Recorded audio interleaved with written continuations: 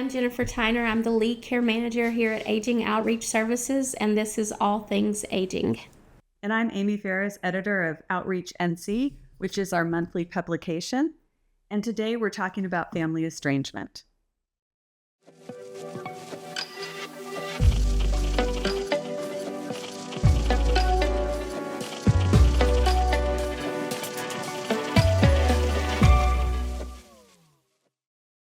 So thank you for being here, Jennifer. Sure. Thanks for having me. It's a very special topic to me. You have a lot of experience. You run a support group in the community. We meet every other Thursday at the Southern Pines Library, and it's a support group for older adults who are estranged from their adult children. So what exactly does family estrangement mean? How do we define being estranged? Estrangement is the fact of no longer being in a relationship with somebody that you previously were in a relationship with, some kind of special relationship, feeling alienated from that person. It happens when someone you care about makes you feel like a stranger. Is it complete? You're not talking at all? Are there different levels of estrangement? No, there are different levels of estrangement. There are different ways of handling different words that are used, but sometimes they'll say low contact. Instead of no contact, it'll be low contact. So it'll be that you allow that person to be in your life, but you don't feel that connection with them any longer. So you almost feel like at arm's length. Yeah. Like you're being held back. Okay. What are some of the statistics or numbers? So there are about 27% of older adults are estranged from their children. It's a huge number. That's almost a third. Yes. Yeah. Yeah. A little over a fourth of the population are estranged from at least one of their adult children. Some of the other statistics are that people are more likely to be estranged from their father than their mother. About 26% of the estranged young adult children are estranged from their father and only 6% from their mother. About 12% of all older adults are estranged from at least one adult child. That's 1 in 8 older adults. And that number grows to 1 in 5 when you factor in the passing of their adult children. So they say 1 in 5 are elder orphans because they're estranged from their adult children. The two scary statistics to me is that 60% of older adults will say they have no idea why they're estranged from their adult children. But 60% of the adult children will say they've had that conversation with their parents repeatedly. And then the other statistic that just is kind of scary to me is that 75% of older adults feel like they can reconcile with their adult children, while 75% of the adult children say there's no way that they'll reconcile with their parents. There's a real disconnect on both of those numbers. Yes, yes, and it's scary because you think about the relationship, how important a relationship between a mother and a child or a father and a child, and even it affects grandchildren as well. Yeah, it affects the whole family. It does. Yeah. What are some of the most common reasons people are estranged from each other? There are several different reasons. They're typically broken down into 4 different categories. One is called leveraged, and that means when someone else is involved in the estrangement, meaning the spouse of the adult child often will be the reason. Maybe the friend of an older adult who the adult child thinks is taking advantage of their parent. It's just someone else involved. We hear a lot about a divorce where there's some parental alienation between the parents, where one parent will talk about the other parent and get that child to believe whatever that issue might be. So leveraged is one. Another one is hardwired, and that's when you deal with people who have mental health issues. They're often in an estranged relationship with their parents. Different temperaments would fall in that category. Situational is the third one, and that's like when there's a pandemic, or they're in the military, or there's an event that's happened that's caused the situational. And then there's the therapeutic kind, which is the history of abuse and the history of alcohol and drug addiction. We see that a lot with the adult child has an addiction issue, and they'll frequently cycle in and out of their parents' lives. So that involves trauma. It does. What are some of the biggest myths or misconceptions about estrangement? A myth would be that the estrangement is permanent.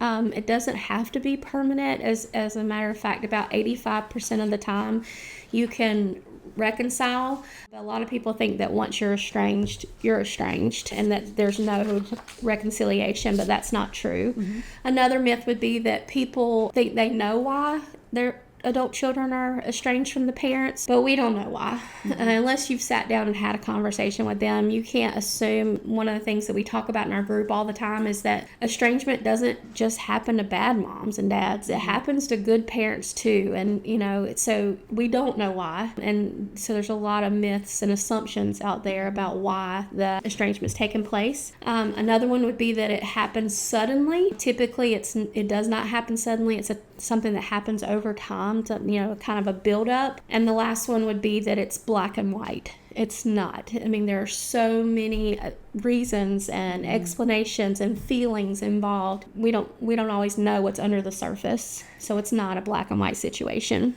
With the timing issue, you said that a lot of parents don't know why. And then their kids are saying, no, we've had multiple conversations about this. To the parent, it may feel like it's happening suddenly. Sure. To the child, they've been saying for years, this is a problem, or this is what I remember, or That's do you right. see that? We see that frequently, unfortunately. It feels sudden, but we know that it wasn't sudden. Unfortunately, once you start asking questions and kind of getting down to it, it's something that they've been going through for years. And I imagine that the parent never thinks it's going to get to that point. Right. We hear things like, well, my mother was abusive and I would never estrange myself from her, but I think culturally things have changed. Things are different now. Older adults never think, I've given my whole life to this child. They're going to eventually not want to have anything to do with me. And especially if I haven't done something that seems Like abusive or out yes. of, yeah. Yeah. So you think everything else could be reconciled. Right. So that brings me to my next question, which is, how do cultural factors or social changes affect estrangement? Oh, that happens a lot. So, historically, we've always heard, honor thy father and thy mother. Don't, do unto others. That sort of, following that commandment, if you will, is sort of how we were raised. But now everything's very individualized. It's all about that person's happiness. So it's just things are changing, and the way we're raised, the way we're raising our children, the things we believe in, all those things are shifting. And so relationships are shifting in general, but that's one of the main things with this estrangement epidemic is the cultural shift. Even just how we used to care for our loved ones, we care for our parents, and now that's not happening as often. Right. When I think about my own childhood, my mom, and she would laugh if she heard this. She used to keep a wooden spoon in the front seat so she could whack us in the back seat. And that would be abuse today. And so the definitions of trauma, abuse, neglect, all of those are changing. That's right. What are some of the common mistakes family members make regarding estrangement? Oh, that's a good question. So a lot of times older adults, they're trying to find fairness in what's happened. And you really can't, that's really hard to do. You can't really make the situation about you, and you have to make it more about finding a strategy to find that common ground. No seeking fairness, using guilt. We hear that a lot, how the older adult will say, well, she's causing me to have health issues, and I'm crying all the time and it's her fault and it's your fault, and that's just going to push the adult children further away. So making them feel guilty is not a good way to try to reconcile. Fighting fire with fire, counterattacking is not a good way to try to reconcile that relationship. Thinking that the relationship can heal overnight. It didn't happen overnight. It's not going to heal overnight. Even if you've reconciled or there's some reconciliation, that doesn't mean that the healing process is going to happen overnight, because it is trauma.